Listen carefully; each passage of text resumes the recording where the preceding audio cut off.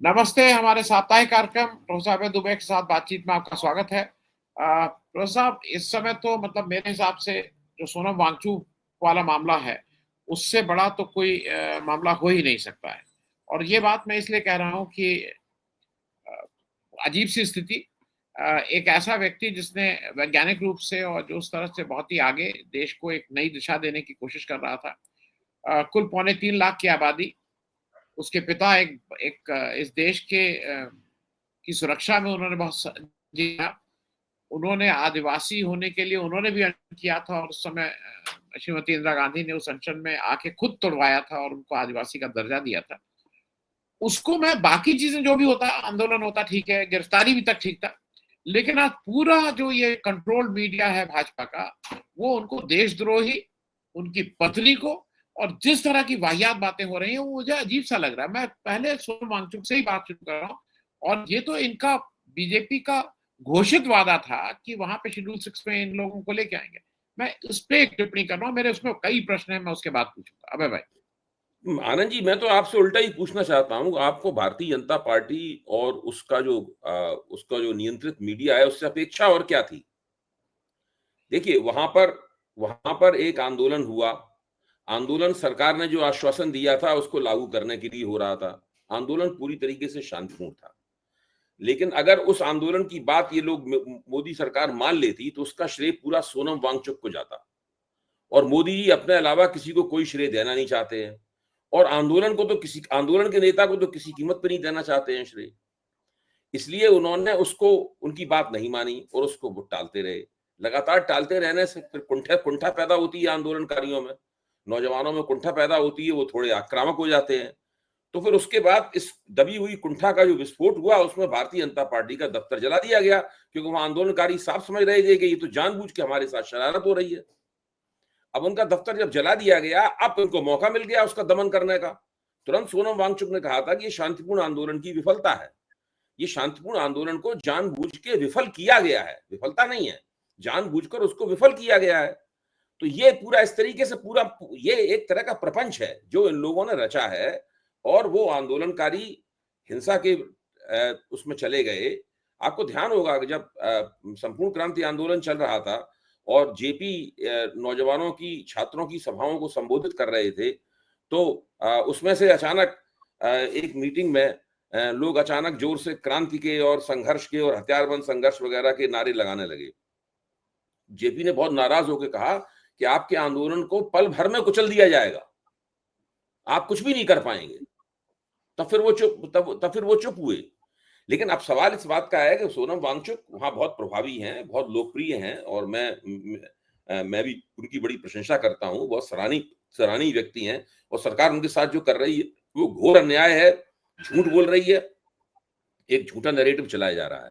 जब जब धारा 370 वाला काम किया था अमित शाह ने संसद में, उसमें लद्दाख को जो दर्जा प्राप्त हुआ था, उसके बाद सोनम वांगचुक ने एक बयान दिया था और उस बयान में उन्होंने मोदी जी को बधाई दी थी। उन्होंने कहा आपने बिल्कुल ठीक किया, लेकिन साथ में उन्होंने मोदी जी को चेतावनी भी दी थी। उसी बयान को आप देखिए, उस बयान में एक चेतावनी भी थी, बड़े नरम से मोदी जी की सराहना करते हुए चेतावनी थी कि यहाँ पे लोगों में एक ये भी भावना है कि जो लद्दाख को जो दर्जा दिया जा रहा है, दरअसल इस दर्जे के जरिए लद्दाख की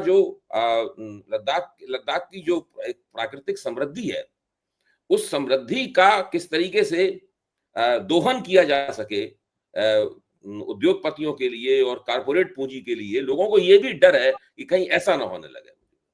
तो वो सोनम वांगचुक ने मोदी की प्रशंसा की थी और उस बात को भाजपा ने हाथों हाथ भी लिया था, लेकिन उसके अंदर एक चेतावनी भी थी कि वो ऐसी बात नहीं है कि हम आपकी तारीफ कर रहे हैं तो हम आप जो काम करेंगे उसके खिलाफ हम आंदोलन नहीं करेंगे।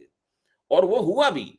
और ये जो मोदी जी ने सोनम वांगचुक की जो एनएसए में गिरफ्तारी की है और उनको जोधपुर ले गए हैं वहां से हवाई जहाज में बैठाकर, इसकी सारी दुनिया में निंदा होगी। मोदी सरकार की साख और इससे गिरेगी। और मैं तो हमेशा कहता हूं कि ये एक ऐसी सरकार है जो कि निर्वाचित निरंकुशता स्थापित कर रही है देश में। इलेक्टेड ऑटोक्रेसी जो है वो देश में स्थापित कर रही है, क्योंकि ये निर्वाचित होकर आई है लोकतांत्रिक तरीकों से। हालांकि राहुल गांधी ने तो उसके ऊपर भी सवालिया निशान लगा दिया है कि पता नहीं कि ये जो निर्वाचन हुआ है वो निर्वाचन स्वतंत्र और निष्पक्ष चुनाव के जरिए हुआ है या नहीं हुआ है। वो तो 2014 के बाद जितने भी चुनाव हुए हैं, सभी पे वोट चोरी वाला नारा जो है उसकी पर सवालिया निशान लगा रहा है। लेकिन अभी हम इसकी ऊपर चर्चा नहीं करेंगे। मैं सरकार को निर्वाचित निरंकुश सरकार बोलता हूँ। ये इलेक्टेड ऑटोक्रेसी है, और ये इस तरह के कार्रवाई ये हर आंदोलन के साथ करते हैं, करेंगे और आगे भी करेंगे। इनका यही ड्रामा नाटक होता है, मतलब। और हर जगह कहीं वो आई लव मोहम्मद वाले सवाल के ऊपर हंगामा कटवाया जा रहा है, फिर ये यहाँ पे ये हो रहा है। पूरे देश को, पूरे समाज को, सब जगह सबको उथल पुथल में रखते हैं। कहीं शांति नहीं रहने देते हैं। कोई भी ईमानदाराना मांग हो उसको मानते नहीं है। बहुत अलग तरह की सरकार है ये। ऐसी सरकार देश में कभी नहीं आई। लेकिन अबे भाई उसमें नहीं, जो दूसरी जो दिक्कत हो रही है, देखिए उनकी वाइफ को नेम शेमिंग कर रहे हैं, उनकी नेम शेमिंग कर रहे हैं, उनको अरे पाकिस्तानी वो सब करेंगे, ये सब लेकिन करेंगे। मुझे लग रहा था यही सब होने वाला है। मैं तो एक प्रतीक्षा ही कर रहा था, और ठीक वही हो रहा है जिसके बारे में मैंने सोचा था। और जिस दिन हम लोगों को ट्रैप किया जाएगा, हमें और आप जैसे लोगों को ट्रैप किया जाएगा, हमारे साथ भी यही होगा। जी। लेकिन अबे भाई मुझे एक जो इसका एक रिएक्शन ये लगा कि एक, जैसा आपने कहा कि विदेश में इनकी बहुत थू होगी, इसमें कहीं कोई दो राय नहीं, क्योंकि वो एक इस्टेब्लिश्ड रिकॉग्नाइज्ड इंटरनेशनल फिगर है जो साइंटिफिक माइंड के लिए जाना जाता है। लेकिन साथ में एक और चीज हो रही है, जो जेनजी वाला मामला है, जो नए युवाओं की जो बात हो रही है, वो एक स्पाइरल इफेक्ट कहीं ना होने लगे, क्योंकि उत्तराखंड के वो हो रहे हैं, फिर उधर कर्नाटका में हो रहे हैं, ये पहले बिहार में हो ही चुका है। मैं इसलिए कह रहा हूँ कि उसका एक एक इफेक्ट है। और नेपाल, ये डर आपका बिल्कुल जायज है। जब भी आंदोलनों का दमन होता है, तब जेनजी जो है, जेनजी की प्रकृति जो है, जनरेशन जेड की प्रकृति जो है ना, बदल जाती है। वैसे आमतौर पर वो लोग कोशिश करते हैं कि वो लोकतांत्रिक तरीके से आंदोलन करें, लेकिन जब वो आंदोलन का दमन होता है, उसके बाद में फिर थोड़ा सा उनकी जो कार्रवाई करने की सार्वजनिक जीवन में जो गतिशीलता है, वो थोड़ी सी पटरी से उतर जाती है। और मैं समझता हूं कि भारत जिस तरह का देश है और भारत की सरकार जिस तरह की है, उसमें नेपाल वाला पैटर्न अगर आएगा, भले ही थोड़ा ऐसे लद्दाख में तो आया ना नेपाल वाला पैटर्न, थोड़ा झलक तो नेपाल वाली पैटर्न की है ना वहां पे। तो नेपाल वाला पैटर्न अगर आएगा, तो फिर जैन जी को बहुत बड़े पैमाने पर दमन का सामना करना पड़ेगा। उसका अंत में नुकसान सरकार का ही होगा, लेकिन उसमें आंदोलनकारियों को बड़े अत्याचार का सामना करना पड़ेगा। इसलिए यहाँ पे जैन जी के जो भी नेता हैं, एक तो खास बात यह है कि इसका कोई संगठन नहीं होता है। ये सब बड़ा बिखरे हुए तरीके से काम करते हैं, और कोई ऐसा नहीं है कोई एक नोमेनक्लेचर हो, उसके तहत वो काम कर रहे हो, उसकी कोई कमेटी हो और उसका कोई एक नेता हो, ऐसा तो होता नहीं है। सोनम वांगचुक ऐसे नेता और दूसरे नेता जिनकी इनकी भी प्रतिष्ठा है, वो उनसे अपील कर सकते हैं, हो सकता है वो अपील की तरफ ध्यान दें। लेकिन भारतीय स्थिति इस किस्म की है कि वहां पर अगर जैन जी ने नेपाल का रास्ता अपनाया या उस तरफ जाते हुए दिखे, तो इनको बहुत ही कठोर दमन का सामना करना पड़ेगा, बहुत ही कठोर दमन। उसका कारण यह है कि भारत में जितने भी राजनीतिक दल हैं, चाहे क्षेत्रीय स्तर के हो या राष्ट्रीय स्तर के, बड़े मजबूत राजनीतिक दल, उन्होंने हर समुदाय के जो राजनीतिकृत पॉलिटिसाइज नौजवान हैं, उन सबको गोलबंद कर रखा है। सारी पार्टियों के अपने यूथ ऑर्गेनाइजेशन है, सारी पार्टियों के अपने स्टूडेंट ऑर्गेनाइजेशन है, उन सबको उन्होंने गोलबंद कर रखा है।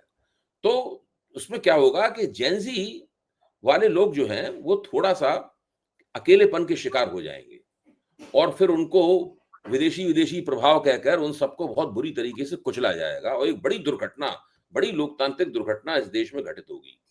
इसलिए मैं तो अपील यही करूंगा कि किसी भी तरीके से नेपाल वाला पैटर्न, श्रीलंका वाला पैटर्न या बांग्लादेश वाला पैटर्न भारत में नहीं दिखना चाहिए। इंडियन स्टेट अभी टूटने नहीं जा रही है। इंडियन स्टेट बहुत मजबूत, भारतीय राज्य बहुत ही शक्तिशाली राज्य है। किसी भी पार्टी की उसके ऊपर हुकूमत हो, और वो पार्टी जो कि राज्य का बेरहमी के साथ इस्तेमाल करना जानती है अपने विचारधारात्मक और दूसरे हितों के लिए, वो तो और भी ज्यादा बेदर्दी के साथ इनका इस्तेमाल कर सकती है। तो भारतीय राज्य में और श्रीलंका में जो स्टेट थी, नेपाल में जो स्टेट थी, बांग्लादेश में स्टेट थी, उनमें बहुत फर्क है। जी, अभी मैं एक और चीज की तरफ ध्यान इसलिए खींच रहा हूं कि वो एक चीज हुई, उसका बहुत डिस्कशन नहीं हुआ मोदी जी उससे। जो ट्रम्प तो लगता है जैसे कोई ठंडा लेके आपके पीछे लग गया हो। मतलब कल उन्होंने 100% लगा दिया फार्मा के ऊपर। और भारत क्यों नहीं मोदी जी साफ-साफ जाके आमने-सामने बैठ के बात कर रहे हैं? वो पाकिस्तान का के प्रधानमंत्री वहाँ जा रहे हैं, उनको मतलब वो सारी चीज़ें हो रही हैं। हमारे प्रधानमंत्री सामने जाके 2 टूक आमने-सामने, क्योंकि इससे खराब हो नहीं सकता है कुछ। बात क्यों नहीं कर रहे हैं? ये उससे अब क्यों तो और भाग भी रहे हैं? खराब होगा। आनंद जी, जी, अभी और भी खराब होगा। उसका कारण है, अभी और भी खराब होगा। मेरा अपना आकलन ये है और मुझे यकीन है कि आप मेरे आकलन से सहमत भी होंगे। मेरा आकलन ये है कि एशिया प्रशांत क्षेत्र में जो भारत की एक महत्वाकांक्षा थी कि वो एक ताकत के रूप में उभरे, अभी से नहीं लंबे अरसे से, मोदी जी के आने से पहले से महत्वाकांक्षा थी। भारत एक जी, ताकत के रूप में उभरे। ताकत के रूप में उभर भी रहा है। इसी को भारत विश्व शक्ति कहा जाता है। विश्व शक्ति कभी भी नहीं था, लेकिन एशिया प्रशांत क्षेत्र में भारत एक नंबर 1 की ताकत के रूप में उभरे। ये एक कोशिश थी। इसी के लिए जो मनमोहन सिंह में और बुश के बीच में समझौता हुआ था, वो दरअसल उसी उसी रास्ते पर जाने की कोशिश थी। मेरा ऐसा मानना है। जी, इन्होंने क्या किया है कि अब अमेरिका ने, ट्रंप ने ये तय कर लिया है कि भारत को उभरने नहीं देंगे और पाकिस्तान को उसके तोड़ के तौर पर स्थापित करेंगे और उसको मजबूत करेंगे।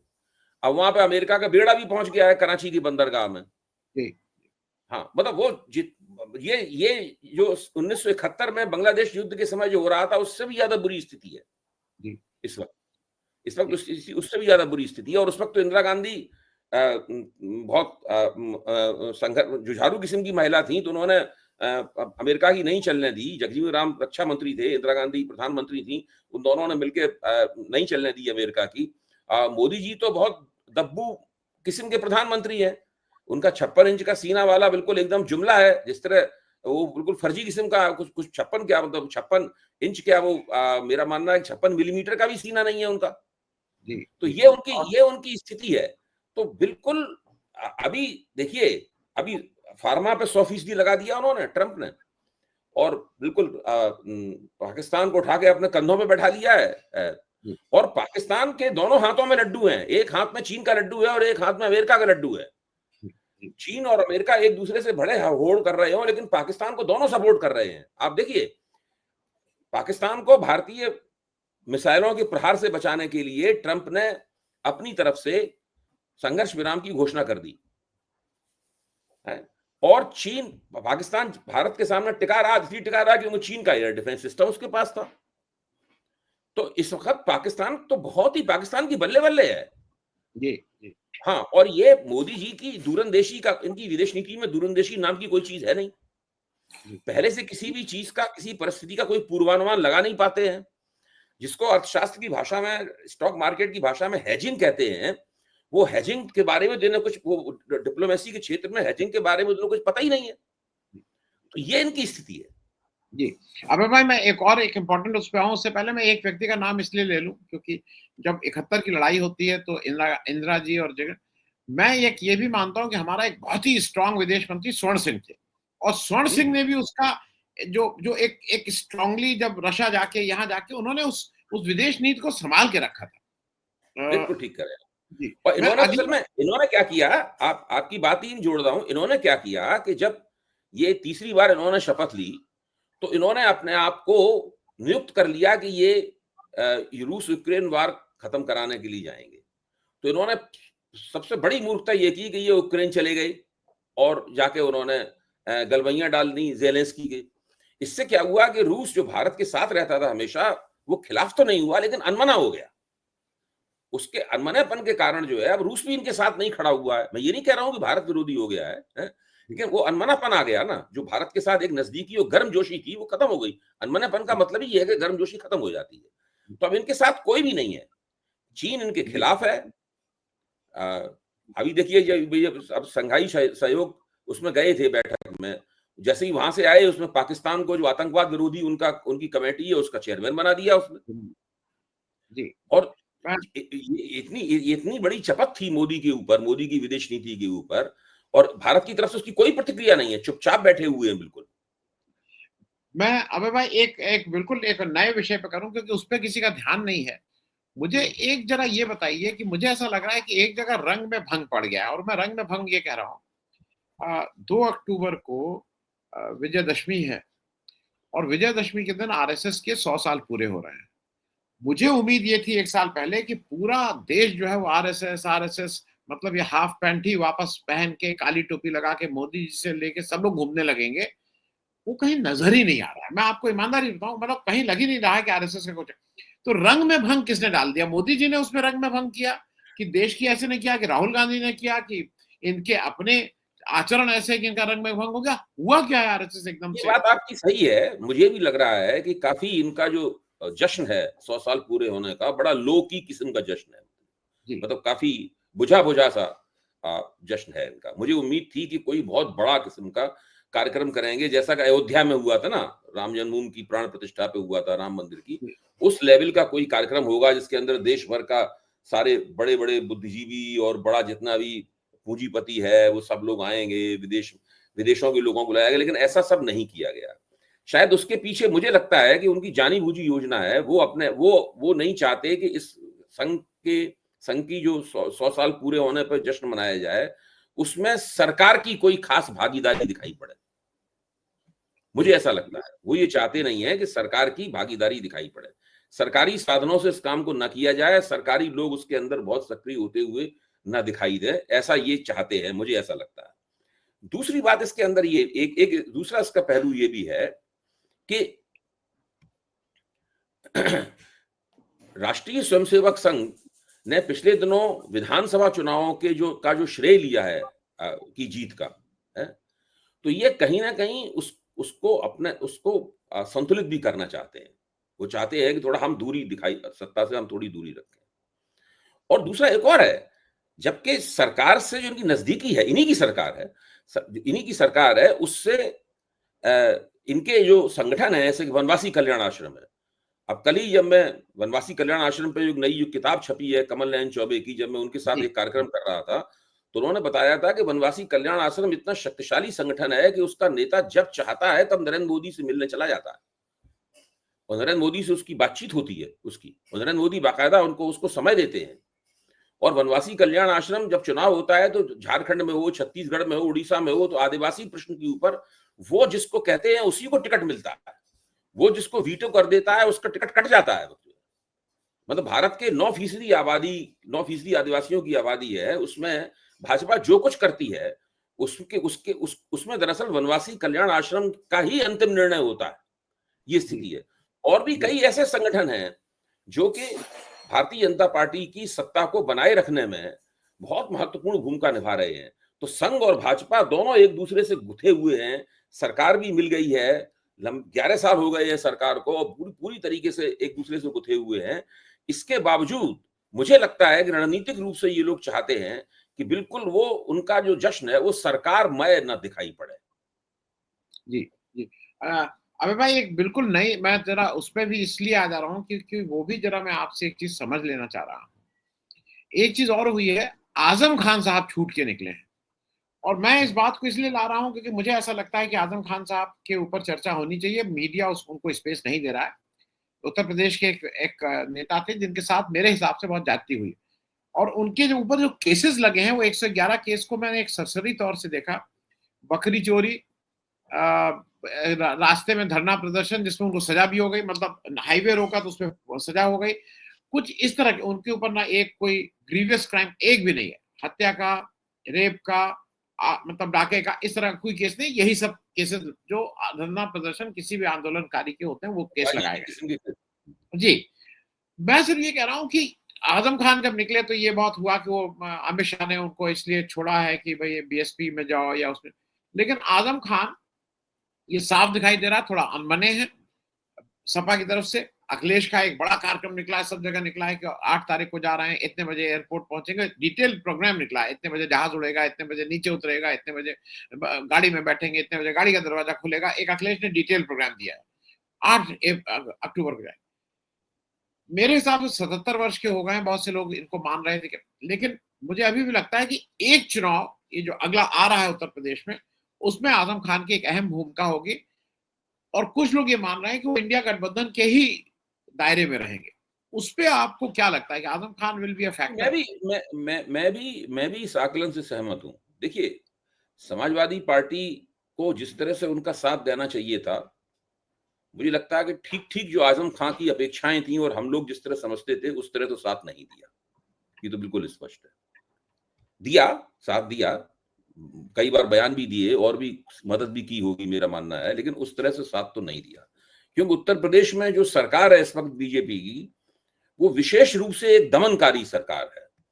देखिए, मध्य प्रदेश की सरकार उस तरीके से दमनकारी नहीं है, जिस तरह से उत्तर प्रदेश की बीजेपी की जी, सरकार दमनकारी है। मतलब मैं ये और छत्तीसगढ़ की बीजेपी की सरकार उस तरह दमनकारी नहीं है। यूपी उत्तर प्रदेश की सरकार जो है, वो निरंकुशता का एक मॉडल है।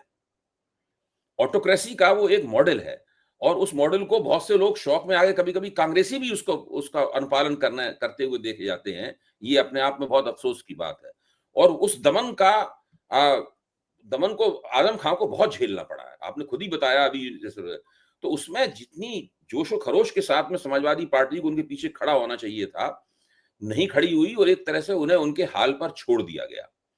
इसके बावजूद भी मैं ये मानता हूं कि जो उत्तर प्रदेश की राजनीतिक स्थिति है, देश की राजनीतिक स्थिति है और आजम खां का जो इतिहास रहा है, मुझे नहीं लगता कि वो समाजवादी पार्टी को छोड़ के किसी और संगठन के साथ जुड़ेंगे या इंडिया गठबंधन से बाहर जाएंगे या कुछ और इस तरह की कोई गतिविधि करेंगे, ऐसा मुझे नहीं लगता। अंततः अखिलेश खुद आगे पहलकदमी लेकर उनके साथ में जो कुछ भी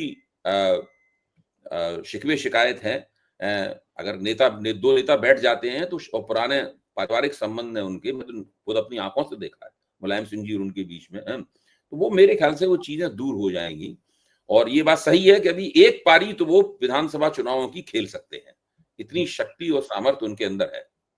जी। अभी मैं 1-2 इन इन अनछुए पहलुओं को इसलिए छू ले रहा हूँ क्योंकि मीडिया उसको बिल्कुल बाहर कर देती है। एक पहलू और इम्पोर्टेंट पिछले हफ्ते हुआ और मैं उसको जब देख रहा था, हमारे पूर्व जो chief justice of India Chandrachud साहब हैं, वो एकदम से भाग-भाग के इतने इंटरव्यू दे रहे हैं, साढ़े 3-3 घंटे के इंटरव्यू वो दे रहे हैं, साढ़े 3 घंटा, 1 घंटा, 1.5 घंटा और वो अपनी सारी वो चीज़ों को जिसमें वो भाजपा के एजेंट के तौर पे नज़र आए थे, उसके जस्टिफिकेशन दे रहे हैं। मैं 2 चीज़ों को आपसे शेयर कर लूँ। एक चीज़ वो बार-बार कह रहे हैं जो उनके ऊपर आक्षेप लग रहा था, उसको वो जस्टिफाई कर रहे हैं कि उन्होंने घर नहीं छोड़ा था। 26 नवंबर को उनका रिटायरमेंट था। वो खुद ही कह रहे हैं भाई ये तो जिस दिन मैं चीफ जस्टिस बना था उसी दिन पता था किस दिन रिटायर हो जाऊँगा, लेकिन मैं आखिरी दिन तक इतना इतना नौ अपनी नौकरी में बिज़ी रहा कि मैं कुछ घर नहीं देख पाया। फिर वो 8 महीना कैसे उन्होंने घर ढूँढने के लगे। लेकिन जो मुझे उनकी उनकी बात जिसको मैं वाहियात बोल रहा हूँ लगी और छोटापन लगा, हम सब लोगों की अब है भाई, घर में हर एक की कुछ ना कुछ पारिवारिक समस्या होती है, एक्सटेंडेड फैमिली में होती है, भाई-बहन, नातेदार, रिश्तेदार। वो अपनी उनकी बच्चियाँ हैं और ईश्वर करे उनकी बच्चियाँ स्वस्थ हों, उन बच्चियों के जो थोड़ी मेडिकल की समस्या है, उसकी आड़ लेने लगे और मेरे हिसाब से ये बहुत घटियापन उन्होंने किया है। तो एक तो मैं एक टिप्पणी ये चाहूँगा कि चीफ जस्टिस ऑफ इंडिया 8 महीना क्यों? अरे भाई जब आपको पता था तो आप क्यों नहीं घर ढूँढ रहे थे? आप कह रहे हैं मुझे घर नहीं मिल रहा था और उन्होंने गवाही ने जब लिख के भेजा है, जो इस समय के current chief justice of India हैं, भारत सरकार को कि इनका घर भाई खाली कराया जाए, तब उन्होंने ये कमेंट दिया। तो एक तो मुझे इस पे एक टिप्पणी आपसे चाहिए। दूसरी एक टिप्पणी देखिए उनकी जी, जी, जी, जी, जी। आप पूरी बात कर लीजिए। फिर मैं दूसरी एक साथ पूछ ले रहा हूँ, उमर खालिद वाले उस पे जब वो कह रहे थे कि अर्नब गोस्वामी को रात में आप उस दिन तो था भी नहीं कोर्ट, छुट्टी के दिन रात में उठ के आप उनको बेल देते हैं। उमर खालिद मैं का भी यहीं 5 से साल शुरू करने वाला था बात अपनी, जी, मैं यहीं से अपनी नहीं बात शुरू करने वाला था। और नहीं उसमें कितना वाहियात वो देते हैं कि भाई वो तो उमर खालिद ही जो थे मतलब उनके अनुसार उमर खालिद जेल में और रहना चाहते थे, तो जब उनकी बेल एप्लीकेशन आती थी तो वो उसको वापस कर लेते थे। तो इस तरह के तर्क दे रहे हैं। तो उन्होंने अपनी नासमझी और अपने मालिक के प्रति वफादारी का बिल्कुल ठीक से सबूत दिया है। मैं तो इसको ऐसे देखिए, देखता हूँ। अभय ये बयान। एक ऐसे ये एक ऐसे मुख्य न्यायाधीश हुए, जो काफ़ी कम उम्र में मुख्य न्यायाधीश बन गए थे। इनको काफ़ी समय मिला। इनकी जो पारिवारिक इतिहास था, उसको देखते हुए हम सब लोगों ने इनसे बहुत उम्मीदें लगा ली थी। और ऐसे लोग जो कि सत्ता प्रतिष्ठान की आलोचना करके ही अपना जीवन गुज़ारते हैं, इनको नरेंद्र मोदी आंदोलन जी भी कहते हैं। हम लोग भी आते हैं उसी श्रेणी में, हैं? तो वो हम लोगों ने ये हमारी गलती थी कि हमने उनसे कई उम्मीदें लगा ली थी। हम सोच रहे थे कि अब ये सुप्रीम कोर्ट के ज़रिए भारतीय लोकतंत्र में कुछ नई गुणवत्ता जो है, का प्रवेश होगा। लेकिन इनका जो कार्यकाल रहा मतलब जो है, धीरे-धीरे ऐसे कार्यकाल आगे बढ़ा, वैसे सब लोगों की आँखें खुलती चली गईं। लेकिन इन्होंने जिस चतुराई भी दिखाई और कई मूर्खताएं भी की इन्होंने, जैसे गणेश गणेश वाले गणेश चतुर्थी वाले में जिस तरह नरेंद्र मोदी घर पे इनके आए, तो उसके बाद से इनकी पोल लगातार खुलती चली गई। अब ये है कि बहुत बड़े पैमाने पर इनके ऊपर चारों तरफ से प्रहार हो रहे हैं, और जो बिल्कुल सही हो रहे हैं।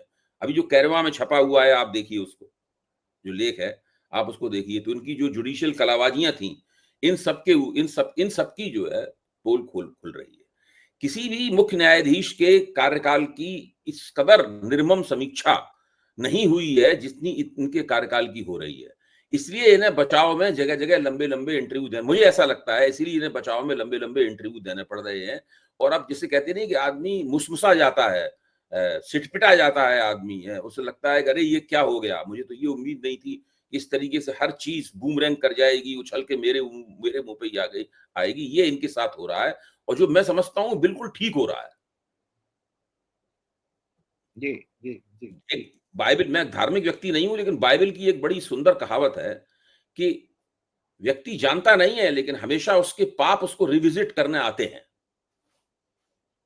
जी आप समझ पाए ना समझ पाए, लेकिन आपके सिंस जो है ना, क्योंकि ईसाई धर्म में पाप की धारणा बहुत महत्वपूर्ण है। हर व्यक्ति पापी है ना वहां पे, तो जी जी। हाल का पैदा हुआ शिशु भी पापी है वहां से, क्योंकि वो आदम द्वारा किए गए पाप का बोझ लेके ढोता हुआ पैदा होता है। तो अगर जो व्यक्ति अपने पापों का प्रक्षालन नहीं करता और उत्तरोत्तर पाप करता चला जाता है, उसके पाप उसको जरूर रिविजिट करने आते हैं। तो इनके पाप इनको रिविजिट करने के लिए आ रहे हैं। मैं अंतिम प्रश्न इसलिए पूछ लूं कि वो भी एक ऐसा प्रश्न है जिसपे नजर नहीं जा रही है, और जब उसको ध्यान से देखिए तो वो डिजाइन ही वैसे हुआ है। मैं बात कर रहा हूं जो ये एक एशिया कप चल रहा है, T20 का एक व्यापार चल रहा है। मैं व्यापार बोलूंगा, खेल क्या है वो। उसको जब मैंने ध्यान से देखा तो पहले बहुत हल्ला मचा था पहलगाम के बाद, जब इंडिया पाकिस्तान मैच हो रहा था। आप ध्यान से देखिए तो बिल्कुल साफ है कि इंडिया पाकिस्तान मैच कैसे होगा। दो ग्रुप बनाए गए, दोनों ग्रुप में सब लोग एक मैच खेलेंगे, और जो टॉप 2 टीम्स होंगी वो ग्रुप मतलब नेक्स्ट क्वालिफाई में जाएंगे। एक ग्रुप में 4, एक ग्रुप में 4। भारत के ग्रुप में भारत, पाकिस्तान, अफगानिस्तान और ओमान। दूसरे ग्रुप में भी हो सकता था पाकिस्तान और भारत, वो नहीं किया गया। एक में किया गया कि कम से कम एक मैच तो होगा ही होगा। दूसरे ग्रुप में होता तो कोई मैच नहीं। अब ये भी तय है कि ओमान और अफगानिस्तान से तो बेहतर ही ये दोनों टीमें होंगी, तो ये दोनों सुपर 4 में चली जाएंगी। सुपर 4 में फिर सब लोग एक दूसरे से मैच खेलेंगे। फिर इंश्योर किया गया कि भारत पाकिस्तान हो जाए, और फिर अब तीसरा इंश्योर किया फाइनल गया भी होगा। जी, और अब इनका फाइनल भी हो, तो 3 मैच इंश्योर किए गए। अब बहुत बड़ी एक यहाँ पे ये लगी हुई है कि भारत को 2 मैच जिताए गए हैं।